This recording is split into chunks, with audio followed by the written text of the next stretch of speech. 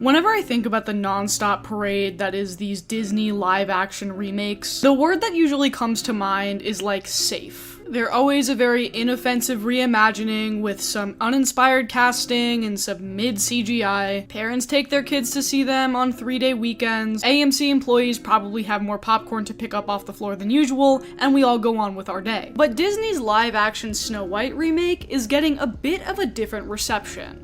And I want to talk about why. So the trailer for this movie was posted a couple of days ago, and it is getting absolutely torn to shreds in the comments of every single place it has been posted. And like I said, that's weird considering that like a lot of these movies for the most part are very inoffensive and very safe. So I can point to like 3 distinct controversies that have happened since this movie's inception, since we knew it was coming out, and I'm going to talk about all of them today. But the first one I'm going to talk about is one that I have already discussed here before, and that is Rachel Zegler and her involvement in this film. So I actually made a video about this controversy when it first happened on my channel, and it is to date the most disliked video that I have on here, which is fucking crazy. But if you're completely unfamiliar, a quick recap here. Rachel Zegler is pretty new to Hollywood, relatively speaking. She got her big break in Steven Spielberg's West Side Story. She was also in a Hunger Games prequel film pretty recently, and given her track record and her musical talent, it kind of makes sense that she was cast in this Disney live-action remake as Snow White. Before Zegler even said anything about her involvement with the film, a lot of people got mad because Rachel Zegler is Latina and Snow White is a white character, so it's kind of a criticism in the same vein as Halle Bailey getting cast in the Little Mermaid remake. And this criticism is stupid, because like who fucking cares? And I know people get up in arms over it and they're like, oh, well the whole thing about Snow White is that her skin is pale as snow.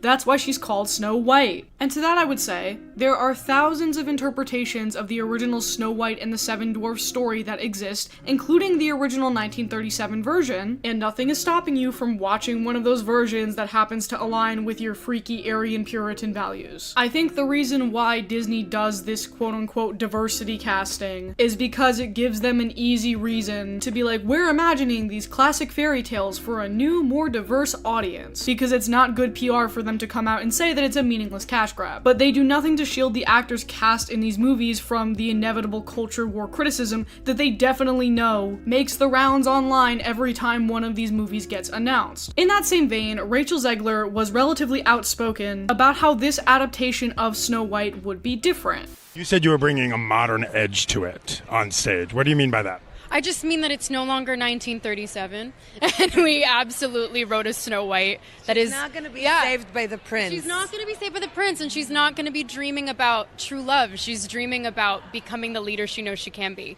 and the leader that her late father told her that she could be if she was fearless, fair, brave, and true.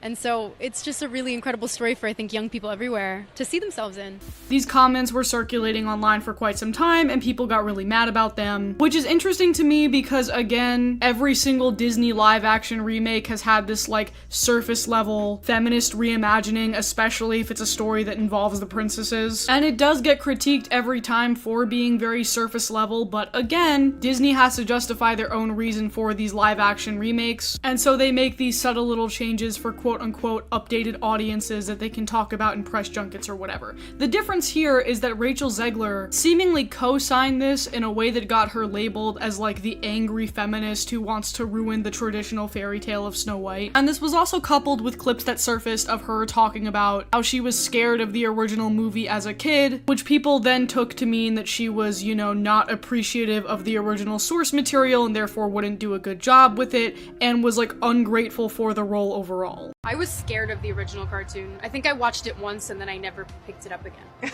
Like, I'm being so serious. I watched it once and then I went on the ride in Disney World, which was called Snow White's Scary Adventures. Doesn't sound like something a little kid would like. Was terrified of it. Never revisited Snow White again. So I watched it for the first time in probably 16, 17 years when I was doing this film. So those two clips that I played in this section were actually from 2022, and then they resurfaced in the summer of 2023, and then everybody was attacking Rachel Zegler around that time, and then like I never heard anything about this movie after that for like several months. Then she was in that Hunger Games movie that I mentioned, and from what I understand, I think she actually did a pretty good job in that movie. I didn't see it, but I have seen her performance universally praised pretty much. And then recently everybody got back on the Rachel Zegler hate train, or not everyone, I guess like the culture war soldiers, because she made an inflammatory post about the election, and then Trump supporters were apparently going to boycott Disney, and then she apologized. So this movie was supposed to originally come out in 2024. It got delayed due to the writer's strike to 2025, and in that downtime, the production has changed considerably based on information that we knew, based on controversies that have happened, and one of those controversies involves Peter Dinklage and a lot of misinformation and assumptions that we're going to wade through right now. So if you look at the trailer, all of the dwarfs in this movie are created with CGI, but it's believed that this wasn't always the plan because a while ago there were pictures surfaced from the production of these 7 people following a Snow White stand-in around, and people assumed that these were the original dwarves. I don't think it was ever revealed what happened to these folks, if these folks were cast or credited in a specific way. This image comes from a Daily Mail article, and the whole conceit of that writer was like, oh, look at Snow White's politically correct companions because a few of them are black, I guess. I don't fucking know. Meanwhile, Peter Dinklage, who is probably the most famous little person in Hollywood, went on a podcast and talked about Disney's casting decision in regards to little people and dwarves. I was a little taken back by the they're very proud to cast a Latino actress as Snow White. Yeah. But you're still telling the story of Snow White, yeah. 7 dwarfs. Sure. So, take a step back and look at what you're doing there. It makes no sense to me. Well, You're progressive in one way, but you're still making that fucking backward story of 7 dwarves living in a cave. What the fuck are you doing, man?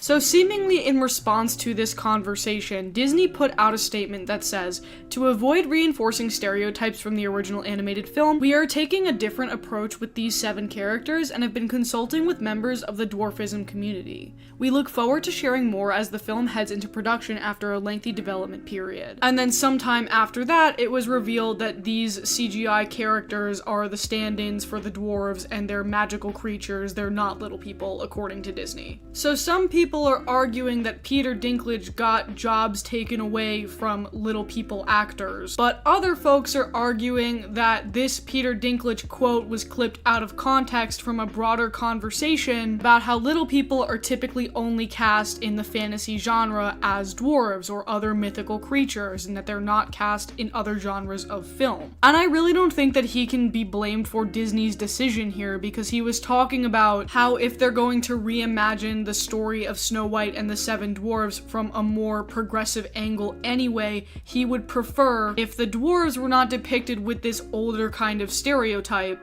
And again, this is what happens when Disney is only interested with surface level reimagining when it comes to these live action remakes of really old material. I don't think it's Peter Dinklage's fault that Disney saw his criticism and interpreted that as it's offensive to have little people in this project at all. I think right now, Disney as a brand is afraid of rocking the boat and refuses to engage with any kind of hypothetical nuance in a situation like this, because all they're banking on right now is nostalgia of recognizable property, and not what if there are challenges associated with adapting recognizable property from 1937. Okay, last controversy that we have to get through here. A lot of people don't like Gal Gadot. Okay, so Gal Gadot first came on the scene a couple of years ago when the DCEU was still a thing, and she played Wonder Woman, and the first Wonder Woman film got very favorable reviews. Not because she is particularly great in it. In fact, one of the things that people routinely criticize Gal Gadot for is that she is not a great actress. And enough champagne to fill the Nile. Hey, oh, champagne!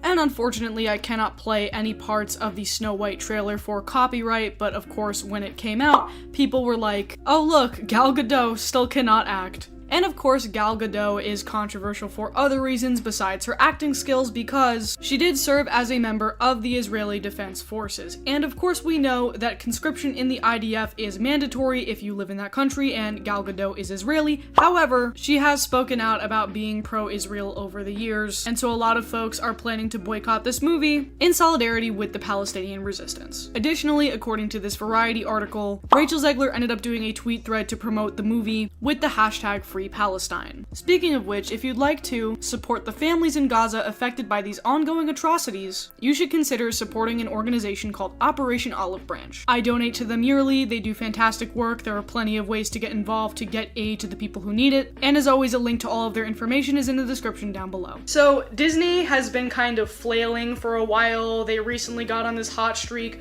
with Deadpool, with Moana 2, and this film has caused a lot of strife. They've done a lot of reshoots. There's rumors that it went over budget. So what does it mean for them that this movie is finally coming out? Nothing good. Probably nothing good for any of us. We know that Disney has been flailing for a while now due to a mix of controversies that were and were not their fault. And so they're playing it safe, they're doing what works for them to please the shareholders, and the success of Moana 2 is pretty solid evidence that they're going to be playing it safe going forward in more ways than one, by relying on recognizable IP and doing their best to avoid any and all political and culture war controversy. However, it is simply too late to save the reputation of this movie. Like I said, it's currently being ripped to shreds in the comments right now. It also just looks really bad. It's suffering from the same problem that like all major blockbuster-ish movies are suffering from right now, which is that they all look like shit. And ultimately, the issue with all of these Disney live-action remakes is that there is no built-in goodwill here most of the time. Nobody asks for these. Nobody wants them to exist. Except for the right-wing online grifters because it's easy money for them. That's who these movies are ultimately for. They're the only people who benefit from their existence because they provide a direct comparison to 90s nostalgia where things were better and characters were white and the evil mega corporation wasn't implementing those rotten identity politics into everything and the characters were white. And don't you miss when movies had really good original music? And don't you miss when movies didn't look like shit with terrible CGI? And don't you miss when the characters were white? None of this is because Disney has become creatively bankrupt and is refusing to pay talented people to push the limits and take risks and create original stories that have the legs to succeed in modern times. It's because the characters don't look how they did back when you were still shitting your pants. That's the reason why you're unhappy with the world. At the end of the day, the Walt Disney Company is going to keep falling into these traps so long as they commit to making content that's easy, sure, but acts as cannon fodder in the ongoing culture war machine. Because if people aren't inspired by the art that you're choosing to put out in the world, they're going to pick up that passion elsewhere, and it's going to be from neckbeards who tell them that the reason they're not feeling that childhood magic anymore when they watch a Disney movie is because those movies are woke. If you want people to start rooting for your movies to succeed again, you have to bring them joy, because otherwise, all they're going to seek out is rage. Thank you so much for watching, everyone. A reminder that you can follow me at all of the links here in this beautiful link tree, which can be found in the description down below, and you can also subscribe to my Patreon for weekly bonus exclusive content. See you next time.